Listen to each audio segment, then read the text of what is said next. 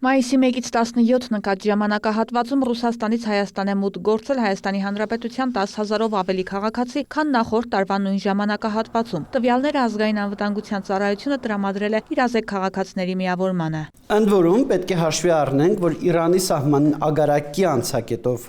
մտնող անձանց թիվը, այդ թվում Հայաստանի քաղաքացիների թիվը էապես նվազել է։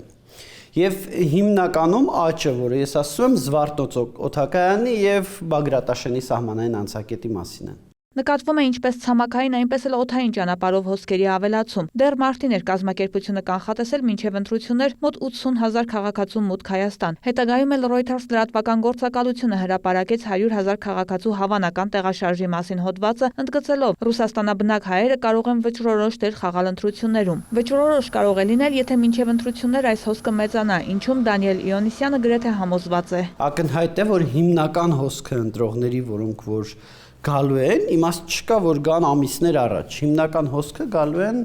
վերջին տենց երևի մի շաբաթ, երկու շաբաթում։ Հոսքը ակտիվ էլեկտորատի 6-8%-ի մասին է, այսինքն մեծ հաշվով այդ ընտրողների միջոցով կարելի է ազգային ժողովը խմբակցություն ձևավորել։ Մի կողմից տրամադրությունների ուսումնասիրությունը, մյուս կողմից բարձրաձայն հնչող հայտարարությունները վկայում են ընտրողների վրա ապօրինի ազդեցության առկայության մասին, նշում է Իոաննիսյանը։ Մենք տեսնում ենք, որ Ռուսաստանի մի շարք շրջաններում կա ընտրողների նկատմամբ պետական մակարդակում կազմակերպված ապօրինի ազդեցություն, որպես կանոն դա պարտադրանքի եւ ընտրակաշառքի մեկտեղում է, այսինքն համ ընտրողին ասում են դու խնդիրներ կունենաս, եթե չգնաս, ասում են գործատուի միջոցով եւ գործատուի վրա ազդելու միջոցով, ասում է ուղիղ ոստիկանություն, օրինակ Կրասնոդարի շրջանում ուղիղ ոստիկանությունը գնում է մարդկանց տների եւ ասում է, բայց միաժամանակ նաեւ ընտրողին փողն են տալիս։ Այս ամենը ոչ այլ ինչ է, քան ընտրությունների արդյունքների վրա ազդեցության դրսևորում, իսկ գլոբալ իմաստով, ինչպես դատախազություն ներկայացված հաղորդման մեջ է նկարագրում անկախ դիտորդ դաշինքը, իշխանության զավթման փորձ։ Հիմքը մի շարք միջազգային հեղինակավոր պարբերականներում կատարված վերջին շրջանի հրապարակումներն էին ներգրավված անձանց շրջանակով։ Երբ որ Ռուսաստանի նախագահի աշխատակազմում կեղծ լուրի տարածման զեկույցի մեջ գրում են, որ այդ կեղծ լուրը տարածել են իրենց 17 գործակալներ Հայաստանում, թիվը տեսնում ենք 17 գործակալներ, կոնկրետ ովքեր են, չգիտենք, բայց մոտավոր կարող ենք իհարկե պատկերացումներ կազմել։ Դրանք հիմնականում մեդիա դաշտի վրա ազդեցության, ապա տեղեկությունների տարածման, տեղեկատվական օպերացիաների իրականացման միջոցով են։ Դրանք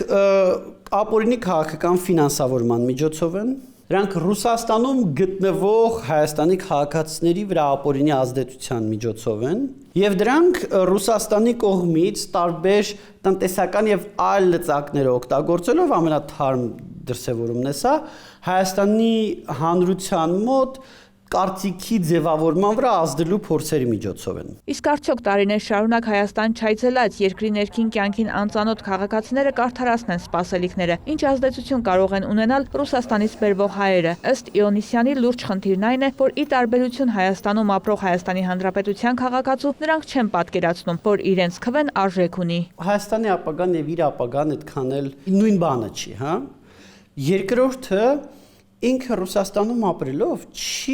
այդքան էլ չգիտակցում, որ քվեով է որոշվում ապագան։ Ներողություն, Ռուսաստանն ուր քվեով ապագան որոշելու ուր, էլի դրանք մի քիչ հեռու հասկացություններ են, շատ ցավով եմ ասում։ Եվ երրորդը դա այն է, որ Ռուսաստանում վախի մթնոլորտը, Ռուսաստանում առհասարակ ազատությունների աստիճանները շատ ցածր են։ Եվ երբ որ Ռուսաստանում ինչ-որ մեկին ասում ես, այ մենք կիմանանք դու մեզ քվեարկում, ինքը շատ հնարավոր է որ կհավատա, որ կիմանան թե ինքը ում է քվեարկում։ Իրազեկ քաղաքացիների միավորումը Հայաստան եկող քաղաքացիներին հենց մաքսային անցակետում թռուցիկների միջոցով իրազեկում է, որ քվեարկությունն այստեղ գաղտնի է, իսկ ընտրակաշառք վերցնելը հանցանք։ Սահմանապահ ծառայությունը մայիս ամսվա սկզբից տրամադրում է Հայաստան ժամանող Հայաստանի քաղաքացիներին։ Եվ գիտեք, եթե Հայաստանի ներսում քաղաքացիներին մեր հիմնական ուղերձն այն է, որ վերցրած այդ ընտրակաշառքը քթիցը են բերելու, բացատրելով դրա ապագայի մասով վտանգավորությունը, ապա Ռուսաստանից եկող ընտրողների մասով մեր հիմնական ասելիքն այն է, որ դա պատժելի է, որ Հայաստան դրա համար կարելի է մինչև 7 տարվա ազատազրկման ենթարկվել,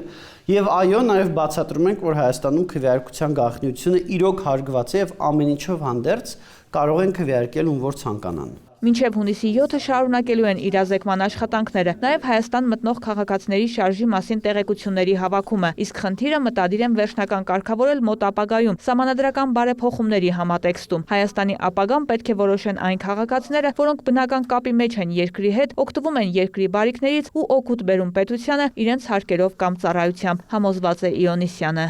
Վարդուհի Արզումանյան, Դավիթ Մաչկալյան, լուրեր։